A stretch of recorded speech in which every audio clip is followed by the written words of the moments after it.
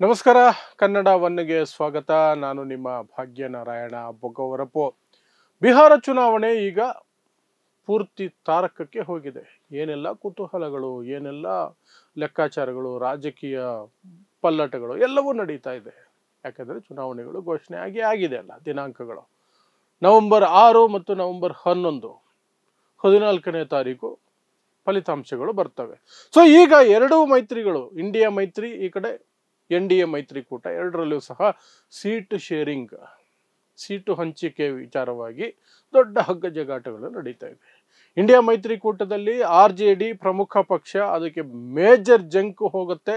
ಕಾಂಗ್ರೆಸ್ ಒಂದು ಮಟ್ಟಕ್ಕೆ ಹೆಚ್ಚಿನ ಸೀಟುಗಳನ್ನು ಕೇಳಿದ್ರು ಸಹ ಅದು ಅಲ್ಲಿ ಅಷ್ಟೊಂದು ಸೀಟುಗಳನ್ನು ಗೆಲ್ಲುವ ಸಾಧ್ಯತೆ ಕಡಿಮೆ ಇರೋದ್ರಿಂದ RJD 50ರಿಂದ 58 ಸೀಟು ಕೊಡ್ತೀನಿ ಅಂತ ಹೇಳ್ತಿದೆ. ಅದಕ್ಕೆ ಮಾತುಕತೆ ನಡೀತಿದೆ. ಮಿಕ್ಕಂತೆ ಕಮ್ಯುನಿಸ್ಟರು 35 ಸೀಟ್ ಕೇಳ್ತಿದ್ದಾರೆ, ಅವ್ರಿಗೆ 25 ಕೊಡುವಂತಹ ಲೆಕ್ಕಾಚಾರ ಏನೋ ನಡೀತಿದೆ.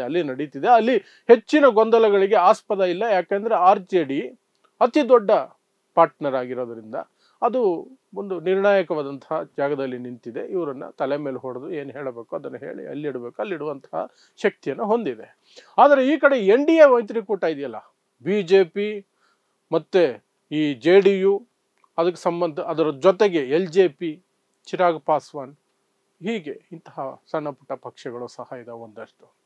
ಅಲ್ಲಿ ದೊಡ್ಡ ಮಟ್ಟದಲ್ಲಿ ಹಗ್ಗ ಜಗಾಟ ನಡೀತಾ ಇದೆ. ಯಾಕೆ ಅಂದ್ರೆ JDU ಇದೆಯಲ್ಲ, JDU ಯಾವುದೇ ಕಾರಣಕ್ಕೂ ಸಹ ನಾವು BJPಗಿಂತ ಅಟ್ಲೀಸ್ಟ್ ಕನಿಷ್ಠ 1 ಸೀಟು ಹೆಚ್ಚಿಗೆನೆ ಸ್ಪರ್ಧೆ ಮಾಡ್ತೀವಿ. ಅದು ಅವರು ಮೊದಲಿನಿಂದಲೂ ಸಹ ನಡ್ಕೊಂಡು ಬಂದಿರುವಂತಹ ಪದ್ಧತಿ. 100 ಸೀಟು BJP ಸ್ಪರ್ಧೆ ಮಾಡಿದ್ರೆ ನಾವು 101 ಮಾಡಲೇಬೇಕು, ಒಂದಾದರೂ BJPಗಿಂತ ಹೆಚ್ಚಿಗೆ ಮಾಡಬೇಕು ಅಂತ.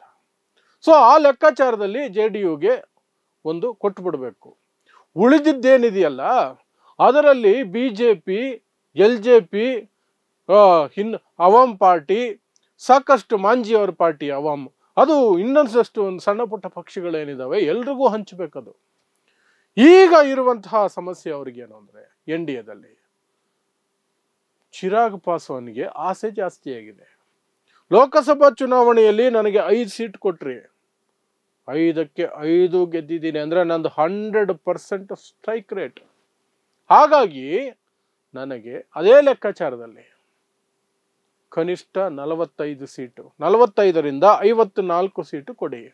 ಯಾಕೆ 45, 54 ಇದಂತಹ ನಂಬರ್ ಅಂತಂದ್ರೆ ನನಗೆ 9 ತುಂಬಾ ಲಕ್ಕಿ ನಂಬರ್. 45 ಅಂದ್ರೆ 4 + 5 9, ಇಲ್ಲ 54 5 + 4 9, ನನಗೆ ಅಷ್ಟೇ ಸೀಟ್ಗಳು ಬೇಕು. ಅದಕ್ಕಿಂತ ಕಡಿಮೆ ಆದರೆ ನಾನು ಸ್ವತಂತ್ರವಾಗಿ ಸ್ಪರ್ಧೆ ಮಾಡ್ತೀನಿ ಅಂತ ಈ ಹಿಂದೆ ಬೆದರಿಕೆ ಹಾಕಿದ್ರು. ಈಗ ಹೊಸ ಬೆದರಿಕೆಯನ್ನು ಹಾಕ್ತಿದ್ದಾರೆ. ಏನು ಅಂದ್ರೆ ಜನ್ ಸುರಾಜ್ ಪಕ್ಷ, ಹೊಸದಾಗಿ ಸ್ಥಾಪನೆಯಾಗಿರುವಂತಹ ಪ್ರಶಾಂತ್ ಕಿಶೋರ್ ಅವರ ಜನ್ ಸುರಾಜ್ ಪಕ್ಷದ ಜೊತೆ ಮೈತ್ರಿ ಮಾಡ್ಕೊಳ್ತೀನಿ, 243 ಸೀಟಲ್ಲೂ ನಮ್ಮ ಮೈತ್ರಿ ಅಭ್ಯರ್ಥಿಗಳನ್ನ ಹಾಕ್ಬಿಡ್ತೀವಿ ಅಂತ BJPಯನ್ನ, ನರೇಂದ್ರ ಮೋದಿಯನ್ನ ಬೆದರಿಸ್ತಿದ್ದಾರೆ ಚಿರಾಗ್ ಪಾಸ್ವಾನ್. ಲೋಕ್ ಜನಶಕ್ತಿ ಪಕ್ಷ, ಪಾಸ್ವಾನ್ ಬಣ ಎಲ್ಲಿಗೆ ಬಂತು ನೋಡಿ. ಯಾಕೆ ಇದು ಆಶ್ಚರ್ಯಕರವಾದಂತಹ ಬೆಳವಣಿಗೆ ಅಂದ್ರೆ ಇದೇ ಚಿರಾಗ್ ಪಾಸ್ವಾನ್ ಓಪನ್ ಆಗಿ ಆನ್ ಸ್ಟೇಜ್, ಆನ್ ಕ್ಯಾಮರಾ ಹೇಳಿದ್ರು, ಮೋದಿ ರಾಮ ಇದ್ದಂಗೆ, ನಾನು ಹನುಮ, ರಾಮನ ಜೊತೆಯಲ್ಲಿ ಯಾವಾಗಲೂ ಇರ್ತೀನಿ, ರಾಮನ ಸೇವೆಗಾಗಿ ಇರ್ತೀನಿ ಅಂತ ಡೈಲಾಗ್ ಹೊಡೆದಂತಹ ಚಿರಾಗ್ ಪಾಸ್ವಾನ್.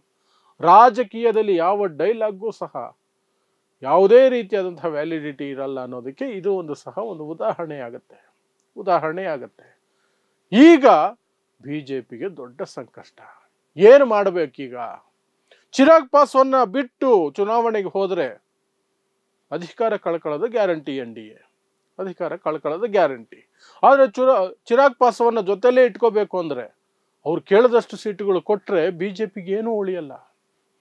ಈಗ ಲೆಕ್ಕಾಚಾರ ಅವ್ರು ಹಾಕೊಂಡಿರೋದೇನು ಅಂದ್ರೆ 105 ಸೀಟು BJP, 105, 106 JDU, ಒಂದು 25 ಸೀಟು LJP.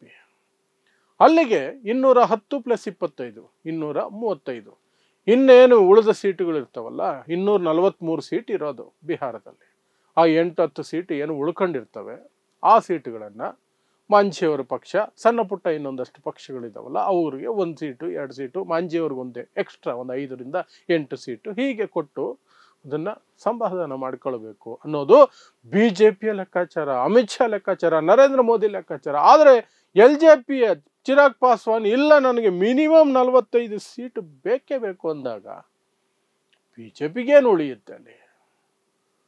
ಇನ್ನೂ 20 ಸೀಟ್ ಕಳ್ಕೋಬೇಕಾಗತ್ತೆ. ಆವಾಗ ಬಿಜೆಪಿ 80 ಸೀಟಲ್ಲಿ ಸ್ಪರ್ಧೆ ಮಾಡಬೇಕಾಗತ್ತೆ. 80 ಸೀಟಲ್ಲಿ ಸ್ಪರ್ಧೆ ಮಾಡಿದ್ರೆ ಅದಕ್ಕೆ ಏನು ಸಿಗಲ್ಲ. ಆ ಸಂಕಟದಲ್ಲಿ ಈಗ ಬಿಜೆಪಿ ಇದೆ. NDA ದೊಡ್ಡ ಬಿರುಕು ಬೀಳುವಂತಹ ಹೊಸ್ತಿಲಲ್ಲಿ ನಿಂತ್ಕೊಂಡಿದೆ. ಯಾಕೆಂದ್ರೆ PK ಪ್ರಶಾಂತ್ ಕಿಶೋರ್ ಜನ್ಸುರಾಜ್ ಹೆಸರಲ್ಲಿ ಹೊಸ ಪಕ್ಷ ಕಟ್ಕೊಂಡು, ಹೊಸ ಪಕ್ಷವಾದರೂ ಸಹ ಕಳೆದ 3 ವರ್ಷಗಳಿಂದ ತನ್ನ ಎಲ್ಲ ಅನುಭವವನ್ನ, ಪ್ರಶಾಂತ್ ಕಿಶೋರ್ ಅನುಭವ ಏನು? ಪೊಲಿಟಿಕಲ್ ಸ್ಟ್ರಾಟಜಿಸ್ಟ್, ಚುನಾವಣಾ ತಜ್ಞ. ಯಾವಾಗ ಆರಂಭಿಸಿದ್ದು? 2014ರಲ್ಲಿ ಮೋದಿಯನ್ನ ಪ್ರಧಾನಿ ಮಾಡೋದ್ರಲ್ಲಿ ಮೊದಲ ಬಾರಿಗೆ ಪ್ರಶಾಂತ್ ಕಿಶೋರ್ ಕೈ ಅಥವಾ ಕೆಲಸ ಬಹಳ ಇದೆ. ಯಾಕಂದ್ರೆ ಅವರೇನೆ ಎಲ್ಲ ಯೋಜನೆ ಮಾಡಿದ್ದು, ಎಲ್ಲರ ಯೋಜನೆಗಳನ್ನ ರೂಪಿಸಿದ್ದು. ಆ ನಂತರ JDUಗೂ ಕೆಲಸ ಮಾಡಿದ್ರು, ಮಮತಾ ಬ್ಯಾನರ್ಜಿಗೂ ಕೆಲಸ ಮಾಡಿದ್ರು, ಸ್ಟಾಲಿನ್ಗೂ ಕೆಲಸ ಮಾಡಿದ್ರು. ಅವ್ರ ಕಂಪನಿ ಕೆಲಸನೇ ಅದು. ಒಂದೊಂದು ವರ್ಷ ಯಾರು ಕಾಂಟ್ರಾಕ್ಟ್ ಕೊಡ್ತಾರೋ ಅವ್ರು ಕೆಲಸ ಮಾಡೋದು. ಇವ್ರನ್ನ ಅಧಿಕಾರಕ್ಕೆ ತರೋದೇನಕ್ಕೆ, ನಾನೇ ಬಂದು ಬಿಡ್ತೀನಿ ಅಂತ ಹೇಳಿ ಈಗ ಜನ್ಸುರಾಜ್ ಅನ್ನುವಂಥ ಹೆಸರಿನಲ್ಲಿ ಒಂದು ಹೊಸ ಪಕ್ಷ ಕಟ್ಕೊಂಡು ಅವರ ಸ್ಪರ್ಧೆಗೆ ಇಳಿತಾ ಇದ್ದಾರೆ. ಅದರಲ್ಲಿ ಆಶ್ಚರ್ಯಕರವಾದ ಸಂಗತಿ ಏನಂದ್ರೆ, ಎಲ್ಲ ಸರ್ವೆಗಳಲ್ಲೂ ಸಹ ಅವರಿಗೆ ಮಿನಿಮಮ್ 15% ವೋಟ್ ಶೇರ್ ಸಿಗುತ್ತೆ ಅನ್ನುವಂಥದ್ದು ಬರ್ತಾ ಇದೆ. ಆ ವೋಟ್ ಶೇರ್ ಯಾರ್ದು? ಬಿಜೆಪಿದ, RJDದ, ಅಥವಾ NDAದ, ಇಂಡಿಯಾ ಮೈತ್ರಿಕೂಟದ, ಮಹಾಗಠಬಂಧನ್ ನಂತರಲ್ಲಿ NDA ಮೈತ್ರಿಕೂಟನ, ಬಿಹಾರದಲ್ಲಿ ಮಹಾಗಠಬಂಧನ NDAದ. ಈ ಲೆಕ್ಕಾಚಾರದಲ್ಲಿ ನೋಡಿದಾಗ ಹೆಚ್ಚಿಗೆ ಎಫೆಕ್ಟ್ ಆಗೋದು NDAಗೆ. ಬಿಜೆಪಿ ಮತಗಳೇನೆ ಪ್ರಶಾಂತ್ ಕಿಶೋರ್ ಕಡೆ ಹೋಗೋ ಎಲ್ಲ ಸಾಧ್ಯತೆಗಳಿದೆ. ಯಾಕೆಂದ್ರೆ ಪ್ರಶಾಂತ್ ಕಿಶೋರ್ ಮೇಲ್ವರ್ಗ ಅಂತ ಕರೆಸ್ಕೊಳ್ಳುವಂತಹ ಜಾತಿಯಿಂದ ಬರುವಂತಹ ವ್ಯಕ್ತಿ, ಮೇಲ್ವರ್ಗಕ್ಕೂ ಮೇಲೆ ಬ್ರಾಹ್ಮಣ ಸಮುದಾಯದ ವ್ಯಕ್ತಿ. ಯಾರು ಮೇಲ್ವರ್ಗದವರು ಹಿಂದುತ್ವದ ಹೆಸರಿನಲ್ಲೆಲ್ಲ ವೋಟ್ ಹಾಕ್ತಿದ್ರು, ಅವರು ಒಂದಷ್ಟು ಜನ ಪ್ರಶಾಂತ್ ಕಿಶೋರ್ ಕಡೆಗೆ ಶಿಫ್ಟ್ ಆಗ್ತಿದ್ದಾರೆ ಎನ್ನುವಂತಹ ಸೂಚನೆಗಳನ್ನ ಸರ್ವೆಗಳು ಕೊಡ್ತಿದ್ದಾವೆ. ಆ ರೀತಿ ವೋಟ್ ಕಳ್ಕೊಳ್ತಿರುವಂತಹ ಸನ್ನಿವೇಶದಲ್ಲಿ ಚಿರಾಗ್ ಪಾಸ್ವಾನ್ ಸಹ ಆ ಕಡೆಗೆ ಜಂಪ್ ಆಗ್ಬಿಟ್ರೆ ಮುಗಿತು ಕತೆ. ಮುಳುಗಿ ಹೋದಂಗೆನೆ, ಚುನಾವಣೆಗೂ ಮೊದಲೇ ಅವ್ರು ಮುಳುಗಿ ಹೋದಂಗೆನೆ ನರೇಂದ್ರ ಮೋದಿ, ಅಮಿತ್ ಶಾ, ನಿತೀಶ್ ಕುಮಾರ್. ಆದರೆ ಇಲ್ಲೊಂದು ಕಗ್ಗಂಟಿತ್ತು. ಏನು? ಚಿರಾಗ್ ಪಾಸ್ವಾನ್ ಮೈತ್ರಿ ಮುರ್ಕೊಂಡು ಇಂಡಿಪೆಂಡೆಂಟ್ ಆಗಿ ಸ್ಪರ್ಧೆ ಮಾಡ್ತಾರೆ, ಅಥವಾ ಈ PK ಪ್ರಶಾಂತ್ ಕಿಶೋರ್ ಜೊತೆ ಹೋಗೋದಾದ್ರೆ, ಪಾಸ್ವಾನ್ ಈಗ ಈ ಕ್ಷಣಕ್ಕೆ ಕೇಂದ್ರದಲ್ಲಿ ಮಂತ್ರಿ, ಅದನ್ನ ಬಿಟ್ಕೊಡ್ಬೇಕಾಗತ್ತೆ. ಅಷ್ಟು ರಿಸ್ಕ್ ತೆಗೆದುಕೊಳ್ತಾರ ಅನ್ನೋದೊಂದೇ ಬಿಜೆಪಿಗೆ ಇರುವಂತಹ ಧೈರ್ಯ. ಆ ಧೈರ್ಯದ ಮೇಲೇನೆ ಮಾತುಕತೆ ನಡೆಸ್ತಿದ್ದಾರೆ. ಅದೊಂದೇ ಧೈರ್ಯ, ಅದು ಬಿಟ್ರೆ ಬೇರೆ ಏನೂ ಇಲ್ಲ. ಯಾಕಂದ್ರೆ ಚಿರಾಗ್ ಪಾಸ್ವಾನ್ ಶಕ್ತಿ ಏನು ಅನ್ನೋದನ್ನ 2020ರಲ್ಲಿ ತೋರಿಸಿದ್ರು. ಯಾವಾಗ ತಮಗೆ ಬೇಕಾದಷ್ಟು ಸೀಟುಗಳು ಸಿಗ್ಲಿಲ್ವೋ ಸ್ವತಂತ್ರವಾಗಿ ಸ್ಪರ್ಧೆ ಮಾಡಿದ್ರು. JDUಗೆ ಪೆಟ್ಟು ಮೇಲೆ ಪೆಟ್ಟು ಕೊಟ್ರು. JDU ಆಲ್ಮೋಸ್ಟ್ ಅರ್ಧ ಸೀಟುಗಳು ಸೋಲೋದಕ್ಕೆ ಅವರೇ ಕಾರಣ ಆದ್ರು. ಬರೀ 43 ಸೀಟು ಮಾತ್ರ JDU ಗೆಲ್ಲೋದಕ್ಕೆ ಸಾಧ್ಯ ಆಯ್ತು. ಚಿರಾಗ್ ಪಾಸ್ವಾನ್ ಒಂದೇ ಗೆದ್ದಿದ್ದು. ಆದ್ರೆ JDU ಸೋಲಿಗೆ ಏನೆಲ್ಲ ಆಗಬೇಕೋ ಅದೆಲ್ಲ ಮಾಡೋರು. ಆದ್ರೆ ಅದಕ್ಕೆ ಹಿಂಬಾಗಿಲಿನಿಂದ ಬಿಜೆಪಿಯ ಸಪೋರ್ಟ್ ಇತ್ತು. ಬಿಜೆಪಿ ಲೆಕ್ಕಾಚಾರ ಏನಿತ್ತು ಅಂದ್ರೆ, ನಿತೀಶ್ ಕುಮಾರ್ಗೆ ಕಡಿಮೆ ಸೀಟು ಬರಬೇಕು, ಬಿಜೆಪಿಗೆ ಹೆಚ್ಚಿಗೆ ಸೀಟು ಬರಬೇಕು ಅಂತ. ಅದನ್ನು ಸಾಧಿಸಿದ್ರು. ನಿತೀಶ್ ಕುಮಾರ್ಗೆ ಕೇವಲ 43, ಬಿಜೆಪಿಗೆ 75 ಸೀಟು ಬಂದಿತ್ತು. ಆದ್ರೆ ಏನ್ ಲಾಭ? ನಿತೀಶ್ ಕುಮಾರ್ನೇ ಮುಖ್ಯಮಂತ್ರಿ ಮಾಡ್ಬೇಕಿತ್ತು. ಯಾಕಂದ್ರೆ ನಿತೀಶ್ ಕುಮಾರ್ ಪಲ್ಟು ರಾಮ್ ಅಂತ ಕರೀತಾರೆ. ಅವ್ರು ಪಲ್ಟಿ ಹೊಡೆದು ಇನ್ನೊಂದು ಕಡೆಗೆ ಹೋಗ್ಬಿಡ್ತಾರೆ. RJDಗೆ ಹೋಗ್ಬಿಟ್ಟಿರೋರು. RJD ಕೇವಲ 12 ಸೀಟುಗಳ ಅಂತರದಲ್ಲಿ, ಅದು ಕಾಂಗ್ರೆಸ್ನ ವರ್ಸ್ಟ್ ಪರ್ಫಾರ್ಮೆನ್ಸ್ ಕಾರಣಕ್ಕಾಗಿ. ಕಾಂಗ್ರೆಸ್ ಪರ್ಫಾರ್ಮೆನ್ಸ್ ಸರಿ ಇರಲಿಲ್ಲ. 70 ಸೀಟು ತಗೊಂಡ್ರು, ಕೇವಲ 19 ಗೆದ್ರು. ಇಲ್ಲದೆ ಹೋಗಿದ್ರೆ 2020ರಲ್ಲೇನೆ NDA ಸರ್ಕಾರ ಪತನ ಆಗ್ತಿತ್ತು. ಬರೀ 12 ಸೀಟಲ್ಲಿ ಮಿಸ್ ಆಯ್ತು ಮಹಾಗಠಬಂಧನಿಗೆ ಸರ್ಕಾರ ರಚಿಸುವಂತಹ ಸಾಧ್ಯತೆಗಳು. ಸೊ ಆ ಪೆಟ್ಟನ್ನ ಕೊಟ್ಟಿದ್ದು ಯಾರು? ಇದೇ ಚಿರಾಗ್ ಪಾಸ್ವಾನ್. ಈ ಬಾರಿ ಸ್ವಲ್ಪ ಇನ್ನೂ ಟೈಟ್ ಇದೆ ಚುನಾವಣೆ. ಏನು ಮಹಿಳೆಯರಿಗೆ 10,000 ರೂಪಾಯಿ ಅಕೌಂಟ್ಗೆ ಹಾಕಿದ್ರು ಸಹ, ಏನೆಲ್ಲ ನಿರುದ್ಯೋಗಿ ಭತ್ಯೆ, ವಯೋವೃದ್ಧರ ಭತ್ಯೆಗಳನ್ನು ಹೆಚ್ಚಿದ್ರು ಸಹ, ಕೊನೆ ಕ್ಷಣದಲ್ಲಿ ಎಲ್ಲವನ್ನೂ ಮಾಡಿದ್ರು ಸಹ 20 ವರ್ಷದ ಆಡಳಿತ ವಿರೋಧಿ ಅಲೆ ಇದೆ. ಪ್ರಶಾಂತ್ ಕಿಶೋರ್ ಎಫೆಕ್ಟ್ ಇದೆ. ಅದರ ಜೊತೆಗೆ RJDಯ ತೇಜಸ್ವಿ ತೇಜಸ್ವಿ ಯಾದವ್ ಅವರು ಒಂದು ರೀತಿಯಾಗಿ ಯುವಜನತೆಯಲ್ಲಿ ಒಂದು ಭರವಸೆ ಮೂಡಿಸುವ ರೀತಿಯಲ್ಲಿ ಏನೋ ಒಂದು ನಡೆಸ್ಕೊಂಡು ಹೋಗ್ತಿದ್ದಾರೆ. ಒಂದು ಪ್ರಚಾರ ಕಾರ್ಯ ಆಗಿರಬಹುದು, ಅವ್ರ ಯೋಜನೆಗಳಾಗಿರಬಹುದು, ಸೆಳೀತಾ ಇದ್ದಾರೆ, ಯುವಕರನ್ನ ಸೆಳೀತಿದ್ದಾರೆ ಮುಖ್ಯವಾಗಿ. ಆ ಭಯ ಇದೆಲ್ಲದರ ನಡುವೆ ಚಿರಾಗ್ ಪಾಸ್ವಾನ್ ಸಹ ಕೈ ಕೊಟ್ಟರೆ NDA ಕತೆ ಮುಗೀತು. ಆದರೆ NDAಗೆ ಈಗ ಸೀಟು ಕೊಡೋ ಹಾಗಿಲ್ಲ, ಬಿಡೋ ಹಾಗಿಲ್ಲ, ಬಿಸಿ ತುಪ್ಪ. ಯಾಕೆ ಬಿಹಾರ ಚುನಾವಣೆಯಲ್ಲಿ ಅಷ್ಟು ತಲೆ ಕೆಡಿಸ್ಕೊಂಡು SIR ಹೆಸರಲ್ಲಿ ಏನೇನೋ ಮಾಡಕ್ ಹೋಗಿ ಇನ್ನೇನೋ 10,000 ರೂಪಾಯಿ ಮಹಿಳೆಯರ ಅಕೌಂಟ್ಗಳಿಗೆ ಹಾಕಿ ಸಂಜೆ 4 ಗಂಟೆಗೆ ಡೇಟ್ ಅನೌನ್ಸ್ ಮಾಡ್ತಾರೆ, ಮಧ್ಯಾಹ್ನ 21 ಲಕ್ಷ ಮಹಿಳೆಯರಿಗೆ 10,000 ರೂಪಾಯಿ ಟ್ರಾನ್ಸ್ಫರ್ ಮಾಡಿದ್ದಾರೆ ಬಿಹಾರ ಸರ್ಕಾರ. 10,000 ರೂಪಾಯಿ ಕರೆಂಟ್ ಫ್ರೀ ಅಂತ ಅನೌನ್ಸ್ ಮಾಡಿದ್ದಾರೆ. ಕೊಡ್ತಿದ್ದಾರೆ 1.5 ತಿಂಗಳಿಂದ ಕರೆಂಟ್ ಫ್ರೀ. ಇವು ಕಳೆದ 1.5-2 ತಿಂಗಳಿಂದ ಕರೆಂಟ್ ಫ್ರೀ ಇದೆ ಅಲ್ಲಿ. 100 ಯೂನಿಟ್ಸು, 125 ಯೂನಿಟ್ಸು. ಇಷ್ಟೆಲ್ಲ ಯಾಕೆ ಮಾಡ್ತಿದ್ದಾರೆ ಅಂದರೆ, ನಿಮಗೆ ಮೋದಿ ಅವರ ಸರ್ಕಾರ ಏನಾಗಿದೆ ಕೇಂದ್ರದಲ್ಲಿ ಅನ್ನೋದು ನಿಮಗೆ ಗೊತ್ತಿರ್ಬೋದು.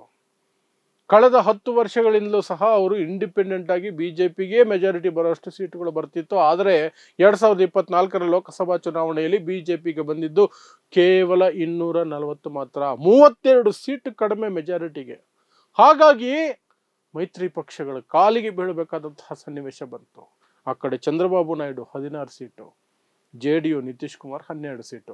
ಅವರಿಬ್ಬರ ಊರುಗೋಲುಗಳ ಆಧಾರದ ಮೇಲೆನೆ ಈ ಸರ್ಕಾರ ನಿಂತಿರೋದು. ಮಿಕ್ಕಂತೆ ಚಿರಾಗ್ ಪಾಸ್ವಾನ್ 5, ಮಹಾರಾಷ್ಟ್ರದ್ದು ಶಿವಸೇನೆ ಉದ್ಧವ್ ಠಾಕ್ರೆ, ಏಕನಾಥ್ ಶಿಂದೆ ಬಣ, ಆಮೇಲೆ ಇವ್ರದ್ದು ಅಜಿತ್ ಪವಾರ್, ಅವ್ರದ್ದೆಲ್ಲ ಸಣ್ಣ ಇದ್ರೂ ಸಹ ಮೇಜರ್ ಆಗಿರೋದು ನಿತೀಶ್ ಕುಮಾರ್, ಚಂದ್ರಬಾಬು ನಾಯ್ಡು ಅವರ ಸಪೋರ್ಟ್ ಮೇಲೆ ಇರೋದು. ಅವ್ರ ಸಪೋರ್ಟ್ ವಾಪಸ್ ತಗೊಂಡ್ರೆ ಮೋದಿ ಒಂದು ಕ್ಷಣದಲ್ಲೇ ರಾಜೀನಾಮೆ ಕೊಡಬೇಕಾಗುತ್ತೆ. ನರೇಂದ್ರ ಮೋದಿ ಪ್ರಧಾನಿ ಅಲ್ಲ ಅಂತ ಒಂದು ಕ್ಷಣದಲ್ಲಿ ಬದಲಾಗ್ಬಿಡುತ್ತೆ. ಬಿಹಾರ ಸೋತರೆ ಅಂತಹ ಸನ್ನಿವೇಶಕ್ಕೆ ಬಾಗಿಲುಗಳು ಓಪನ್ ಆಗ್ತವೆ. ಬಿಹಾರ ಸೋತರೆ JDU ಇಬ್ಬಾಗ ಆಗೋದು ಗ್ಯಾರಂಟಿ. ಒಂದಷ್ಟು ಜನ BJP ಕಡೆಗೆ ಬರ್ತಾರೆ. ಸಮಾಜವಾದಿ ಸಿದ್ಧಾಂತದಲ್ಲಿ ನಂಬಿಕೆ ಇಟ್ಕೊಂಡಿರೋರು ಮಾತ್ರ JDUದಲ್ಲಿ ಉಳಿತಾರೆ, ಸರ್ಕಾರ ಬಂದಿಲ್ಲ ಅಂದರೆ. ಆಗ ಚಂದ್ರಬಾಬು ನಾಯ್ಡು ಯೋಚನೆ ಮಾಡೋಕೆ ಶುರು ಮಾಡ್ತಾರೆ. ಶಿವಸೇನೆಯನ್ನು ಹೊಡೆದ್ರು, JDSನ ಗುಲಾಮಗಿರಿಲಿ ತಳ್ಳಿಬಿಟ್ರು, JDUನು ಮುರಿದ್ರು. ಸಣ್ಣ ಪುಟ್ಟ ಪಕ್ಷಗಳು ಯಾರೇ ಅವ್ರ ಜೊತೆ ಹೋದ್ರು ಸರ್ವನಾಶ ಆಗ್ತವ್ರೆ. ನಾನು ಅವ್ರ ಜೊತೆಲಿದ್ರೆ ನನ್ನ ಬಾಳು ಅದೇ ಆಗುತ್ತೆ. Just be careful. ಯಾಕೆ ಬೇಕು ಇವ್ರ ಸಹವಾಸ?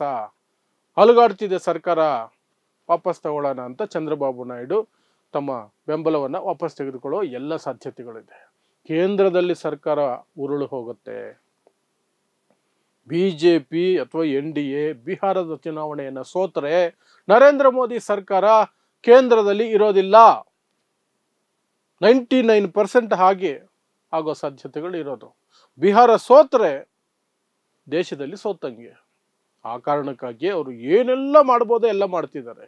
ಬಟ್ ಚಿರಾಗ್ ಪಾಸ್ವಾನ್ ಈಗ ಕಬಾಬ್ ಮೇ ಹಡ್ಡಿ ಅಂತಾರಲ್ಲ, ಹಂಗೆ ಗಂಟ್ಲಿಗೆ ಸಿಗಾಕೊಂಡಿದ್ದಾರೆ.